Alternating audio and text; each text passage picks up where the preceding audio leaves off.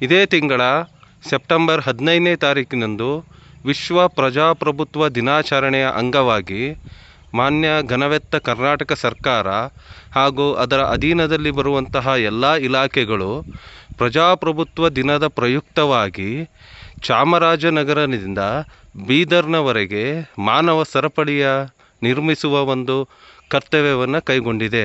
ಇದರ ಒಂದು ಉದ್ದೇಶ ಕರ್ನಾಟಕದ ನಾಗರಿಕರಲ್ಲಿ, ಪ್ರಜೆಗಳಲ್ಲಿ ಸಂವಿಧಾನದ ಮೂಲ ಆಶಯಗಳು ಮತ್ತು ಪ್ರಜಾಪ್ರಭುತ್ವದ ಮೂಲ ಆಶಯಗಳಾದ ಸ್ವಾತಂತ್ರ್ಯ, ಸಮಾನತೆ, ಭ್ರಾತೃತ್ವವನ್ನು ಮೂಡಿಸಿ ಸಮಾಜದಲ್ಲಿ ಶಾಂತಿ ಮತ್ತು ಐಕ್ಯತೆಯನ್ನು ಕಾಪಾಡುವುದಾಗಿದೆ.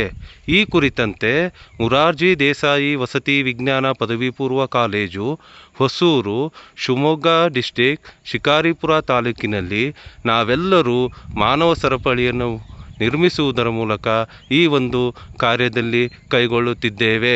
ಜೈ ಹಿಂದ್.